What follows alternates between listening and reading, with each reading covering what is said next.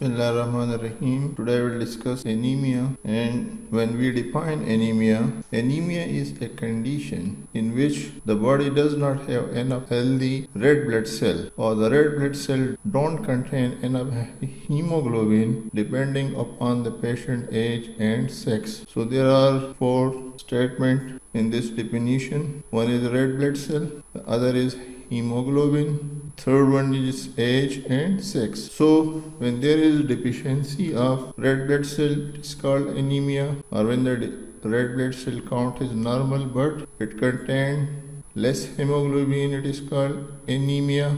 And anemia per male and female, the value of anemia per male and female is different, and also per the age group. In male we take a different value of anemia per patient, and in female we take different value of all these red blood cell or hemoglobin for female, and also for the age group. The diagnostic criteria of anemia are low hemoglobin, low hematocrit, or decreased red blood cell counts. Either the hemoglobin may be low, the hematocrit may be low, or the red blood cell count may be low. Hematocrit means all blood cells. Now, classification of anemia. The three main classification of anemia include excessive blood loss. Again, excessive blood loss is divided into two groups. One is acute blood loss and the other is chronic blood loss. When the blood is lost in one event, like in serious injury, in surgery, or blood donation, so this is a single event, and there is acute loss of blood in a single event. This causes anemia, because with blood loss we lose RBCs and we also lost the hemoglobin which the RBC contain. And the other type of blood loss anemia is when the blood is lost chronically in low volume. This may be due to irregular menstrual cycle, hemorrhage, epistaxis, hemoptysis, and peptic ulcer. In all these conditions, the blood is lost in low volume. There is low volume loss of blood, and it leads into anemia over a prolonged period. Excessive cell destruction. The second classification is excessive cell destruction or hemolysis. So this is another type of classification which is due to hemolysis of the blood cells, and it is also called hemolytic anemia. The third classification is deficient red blood cell production or ineffective hematopoiesis, and the main cause of this defective hematopoiesis is iron deficiency. It is the most common cause of anemia. Iron deficiency is the most common cause because iron is required for the production of red blood cells. So this is the summary. So we classify anemia by the blood loss, by hemolysis, and by defective production. Anemia may be classified roughly on base of hemoglobin level. This is another mechanism by which we can classify anemia. When the hemoglobin concentration is less than 7 grams per deciliter, it is called severe anemia. And when it is 7 to 10 grams per deciliter, it is called moderate anemia. So this is another classification. Anemia classification based on the red blood cell morphology. So the first type is on morphological basis. The first class is normochromic and normocytic anemia. Normochromic means when the color is normal, RBC color is normal, and normocytic means when the size is normal. So these are types of this anemia. Anemia of acute hemorrhage, the color and size of the red blood cell is normal. Hemolytic anemia, here also it is normochromic and normocytic. And anemia due to chronic diseases. Again, the color and size is normal. Now, hypochromic and microcytic anemia. When the color is decreased or less, and when the size is also decreased. Both the color and the size, when they are decreased, they are called hypochromic and microcytic anemia. The types or causes are iron deficiency anemia, thalassemia. Now, the third class is normochromic and macrocytic anemia, in which the color is normal but the size is increased, and it is due to vitamin B12 deficiency and folate deficiency. So when these two vitamins are deficient, it causes normochromic macrocytic anemia, large size cell. Anemia classification based on the category: increased destruction of red blood cell, hemolytic anemia, non-immune. There is two types of hemolytic anemia. One is anemia due to immunity, and one when there is no immune response. Immune hemolytic anemia and non-immune hemolytic anemia. Classification based on red cell indices. Normocytic, when the size is normal, and when the size is normal, here mean corpuscular volume is 80 to 100 hematoliter, FL hematoliter, and mean corpuscle hemoglobin concentration is 32 to 34%. Macrocytic, when the size is large, in this case mean corpuscular volume is more than 100 hematoliter, and microcytic and hypochromic. This is third type. Here mean corpuscular volume is less than 80 hematoliter, and mean corpuscular hemoglobin concentration is less than 32%. So this is anemia classification based on the red blood indices. Criteria for anemia. Hemoglobin. When in male the hemoglobin concentration is less than 13.5 gram per deciliter, for male it is anemia. And for female, when the hemoglobin concentration is less than 11.5 gram per deciliter, so for female it is considered anemia.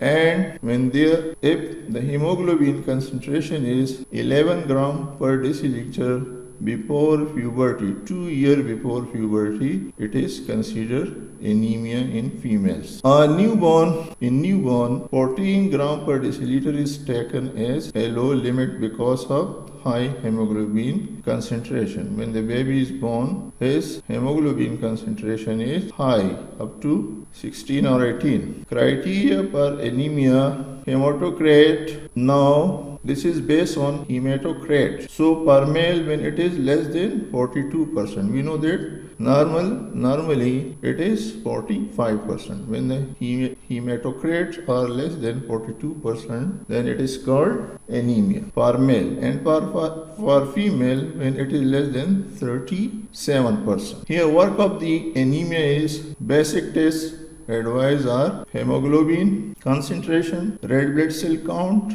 reticulocyte count, RBC indices, peripheral blood smear, WBC count, platelet count, and serum iron. Advanced tests are bone marrow examination, when the aspiration of bone marrow is performed and when it is examined, and iron stain on bone marrow smear. When we take bone marrow smear, and when it is, we stain it for the iron. Now the types one by one. Iron deficiency anemia occur when there is insufficient store of iron. Iron is insufficient in the body. We have store like liver and spleen, bone marrow. We store the iron. If the body does not have iron to make hemoglobin, red blood cells are acutely formed incorrectly. What are the main causes of iron deficiency? Blood loss. So when the blood is lost, both the iron and hemoglobin is lost. A lack of iron in your diet. When you are taking such diet which is deficient in iron, so a person develop iron deficiency anemia. The good source of iron, the food which contain iron in sufficient amount are meat, red meat, egg, green leaf, green vegetable, and iron putrefied foods. For people growth and development, infant and children need iron from their diet. So for proper development of production of blood, iron-rich diet is advised. Inability to absorb iron. Diseases of intestine such as celiac disease which affect intestine, decrease ability to absorb nutrient from the digestive food can lead to iron deficiency anemia. Other causes, a part of the small intestine has been bypassed or removed surgically that may affect ability to absorb iron and other nutrients. In pregnancy, we have two lives, the mother own life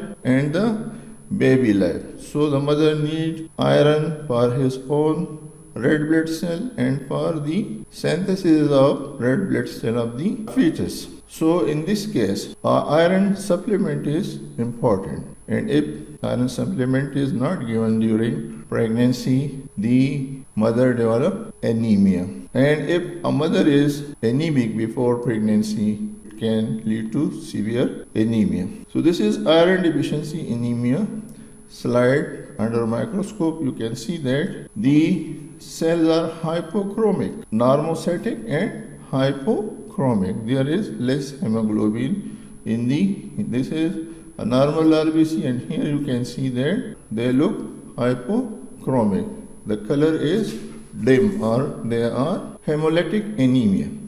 Hemolytic anemia caused by premature destruction of red blood cells. Hemolytic anemia occurs when the bone marrow is unable to make up premature destruction of red blood cells by increasing their production. The cells are destroyed more quickly and the production is slow, and that is the cause which lead to hemolytic anemia, because deliberate abnormality of the red blood cell, many of which are hereditary acquired, make the cell fragile so that they rupture easily as they go through the capillary, especially through the spleen. Most of the hemolytic anemias are hereditarily acquired. Even the number of red cell formed may be normal or even much greater than normal in some hemolytic disease. The lifespan of fragile red blood cell is so short that the cells are destroyed faster than they can be formed, and serious anemia result. Some of these type anemia are sickle cell anemia. Red blood cell become sickle shaped. Paroxysmal nocturnal hemoglobin urea.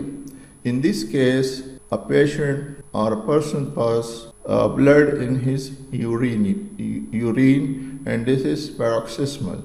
It occurs with gaps. Hemoglobin sickle cell disease, similar in symptom to sickle cell anemia. Hemolytic anemia due to glucose 6-phosphate dehydrogenase deficiency, and in this case some food and drugs are the causative agent of rupture of red blood cells. Hereditary elliptocytosis, this is elliptical shape, and here this is spherocytosis, round, and here hereditary ovalocytosis. These elliptocytosis, spherocytosis, and ovalocytosis, they are hereditary acquired type of anemia. Secondary immune hemolytic anemia and thalassemia. It is also a genetic disorder. In this slide, normal RBC and a sickle cell RBC. In sickle anemia, they are present in 0.3 to 1% of West African and American blacks. The cell have an abnormal type of hemoglobin called hemoglobin S. In sickle cell anemia, there is abnormality in the hemoglobin, and this abnormality is in the beta chain of hemoglobin, and this abnormality is called hemoglobin S. When this hemoglobin is is exposed to low concentration of oxygen. This low oxygen tension actually precipitates into long crystal inside the red cell. The hemoglobin is precipitated due to deficiency of oxygen. These crystals elongate the cell and give it the appearance of sickle rather than a biconcave. The hemoglobin is precipitated, it gives the cell the sickle appearance. This is the sickle appearance. Precipitated hemoglobin also damages the cell membrane so that the cell become highly fragile, leading to serious anemia. This precipitated hemoglobin damages the cell membrane, and which is the membrane is become fragile, and when it passes through the narrow capillary, it become rupture and cause serious anemia. Such patients frequently experience a vicious circle of events called a sickle cell disease crisis, in which low oxygen tension in the tissue cause sickling, which lead to rupture red cell, which cause a further decrease in oxygen tension and still more sickling and red cell destruction. When there is low oxygen tension, the red blood cells, the hemoglobin is precipitated and it causes rupture of the red blood cell. When the red blood cell are ruptured, there is decrease in number of red blood cells, so there is decreased supply of oxygen to the tissue. When the tissue are further deoxygenated, or when there is low tension of oxygen due to rupture, there is the sickling is further increased or accentuated, and this lead to a vicious cycle. There is rupture, there is decrease in the oxygen concentration, and there is a further sickling of the cell. And this is a serious condition. When once it is established, the progress is rapid, and eventually it causes a serious disease in red blood cell within a few hours, and often death may, if not treated in emergency, death may occur. So this is a slide. Here you can see the normal red blood cell, and these are the sickle red cells. So this sickling causes rupture of the blood cell, and it is called sickle cell anemia, which is type of hemolytic anemia. Internationally, hemolytic anemia represent approximately 5% of all anemias. We have many types of anemia, so 5% are hemolytic. Hereditary spherocytosis. In this case, the red blood cell is become spherical. In hereditary spherocytosis, the red cells are very small and spherical rather than being biconcave. They are spherical and small in size. These cells cannot withstand compression force because they do not have the normal loose bag-like cell membrane structure of the biconcave disc. We know the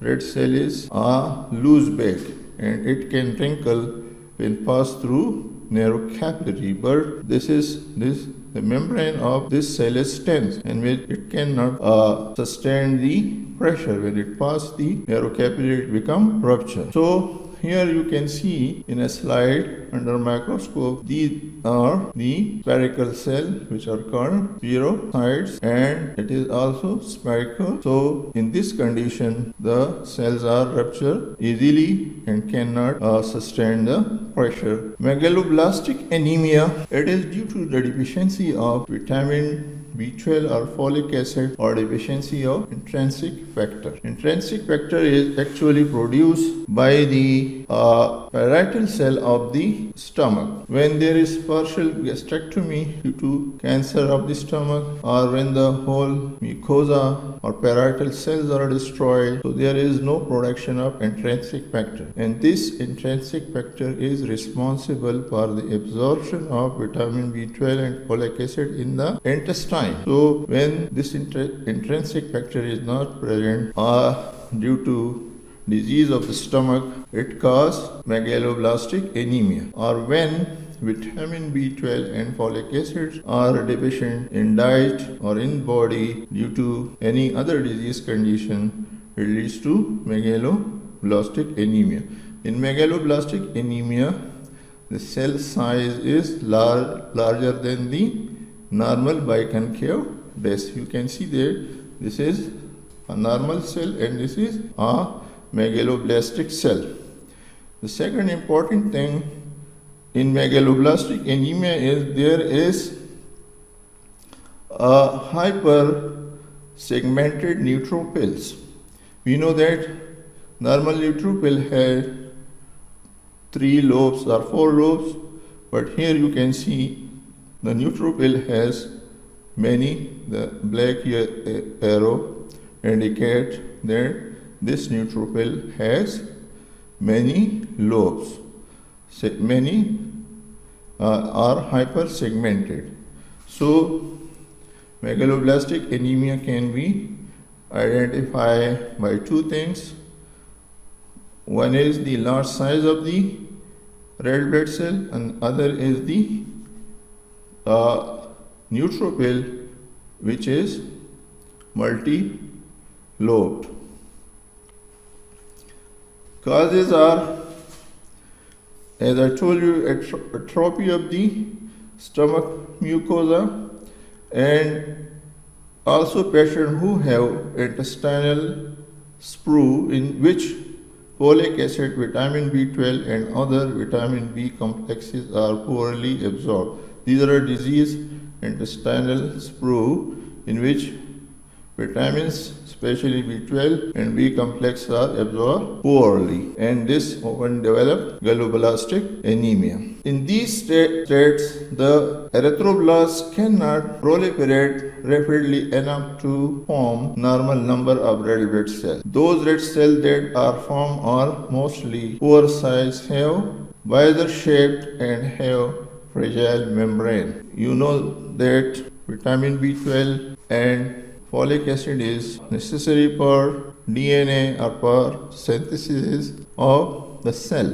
When B12 is not available, the cell takes much time for its maturation, and during this maturation, the size is become increase or more than the normal size, and also the membrane is D-shaped. Due to a large size, the membrane is also D-shaped, which is called visor shape. These cells rupture easily, leaving the person in dire need of an adequate number of red cells. Here you can see the visor, the cell shapes are different. These are the different or irregular membrane of the red blood cell in megaloblastic anemia. Blastic anemia is a rare and serious blood disorder in which bone marrow stops making enough new blood cells. Aplastic anemia means when the bone marrows are destroyed. The total bone marrow are totally non-functional, and it is a rare condition, but it can occur in some patients. In aplastic anemia, normal production of all blood cells,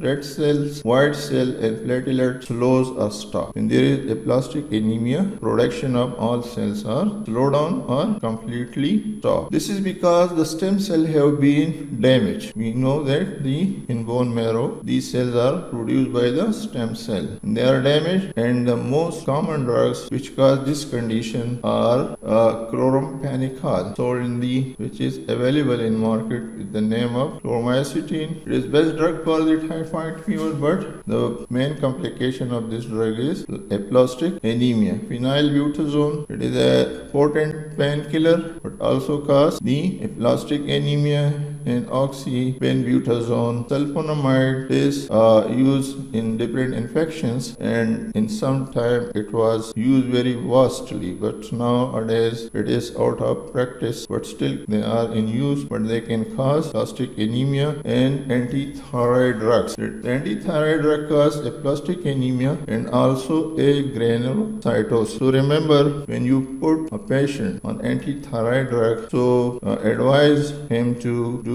his complete blood count at regular interval. The two main types of aplastic anemia are acquired and the other is hereditary. Acquired means a person develops the condition during his or her lifetime. It is not present at birth, but due to some drug or therapy or some environmental condition, a person develops this condition, is aplastic anemia. And hereditary is present at birth. When the baby is born, he has his bone marrows are not capable of producing the cells. Acquired aplastic anemia is the most common type, and it is sometimes temporary conditions.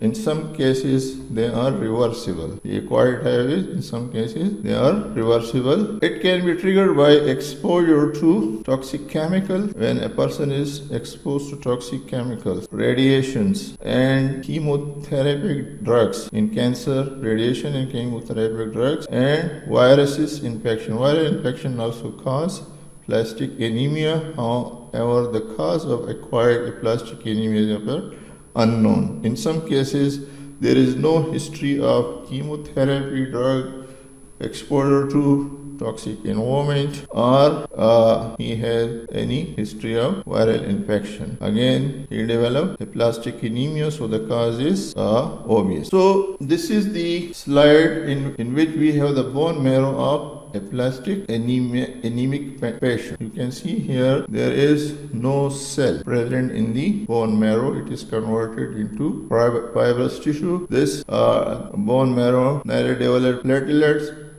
nor red blood cell or the white blood cell.